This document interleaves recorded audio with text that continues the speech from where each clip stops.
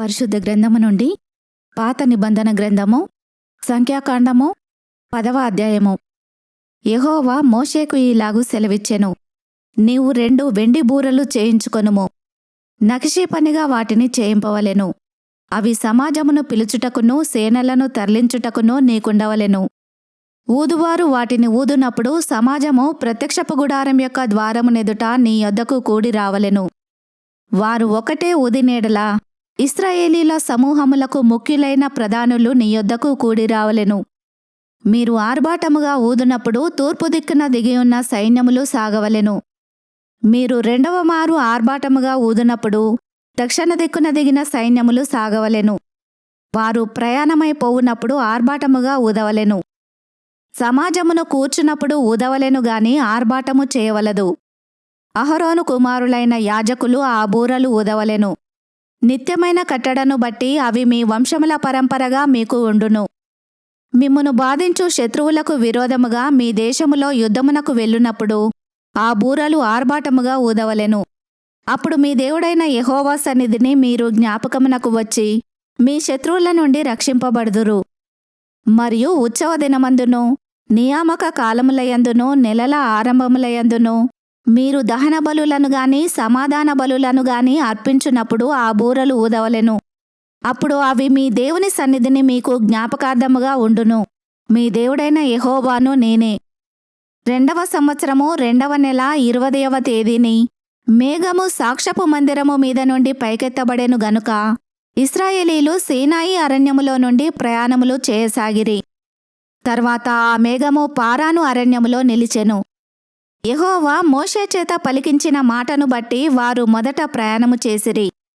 యూదీయుల పాలపు ధ్వజము వారి సేనల చొప్పున ముందర సాగెను. అమ్మినాదాబు కుమారుడైన నయస్సోను ఆ సైన్యమునకు అధిపతి.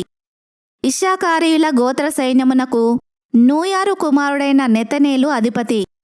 జబూలూనీయులు గోత్ర సైన్యమునకు హేలోను కుమారుడైన ఏలియాబు అధిపతి. మందిరము విప్పబడినప్పుడు గెర్షోనీయులును మెరారీయులును మందిరమును మోయిచు సాగిరి. రూబేనీయుల పాలెము ధ్వజము వారి సేనల చొప్పున సాగెను.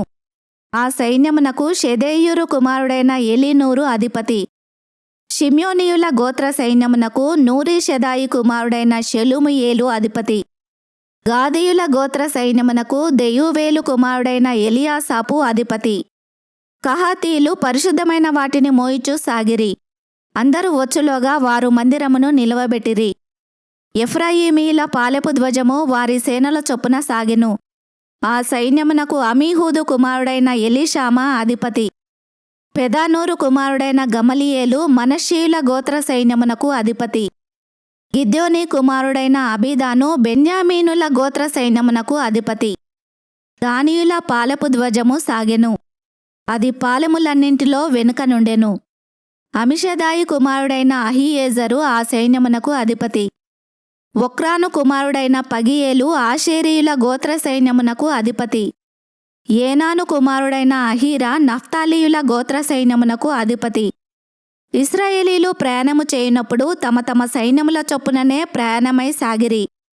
మోషే మామయగు మిద్యానీయుడైన రెవుయేలు కుమారుడగు హోబాబుతో మోషే, యెహోవా మాకిచ్చెదనని చెప్పిన స్థలమునకు మేము ప్రయాణమైపోవచ్చున్నాము. మాతో కూడా రమ్ము. మేము మీకు మేలు చేసెదము. యెహోవా ఇశ్రాయేలీయులకు తాను చేయబోవో మేలును గూర్చి వాగ్దానము చేసెననగా అందుకతడు, నేను రాను. నా దేశమునకును నా వంశస్థుల యొద్దకును వెళ్ళుదుననెను. అందుకు మోషే, నీవు దయచేసి మమ్మును విడవకుము. ఎట్లనగా ఈ అరణ్యమందు మేము దిగవలసిన స్థలములు నీకు తెలిసి ఉన్నవి. నీవు మాకు కన్నుల వలె ఉందువు. మరియు నీవు మాతో కూడా వచ్చినేడలా యెహోవా మాకు ఏ మేలు చేయునో ఆ మేలును బట్టి మేము నీకు మేలు చేసేదమనెను.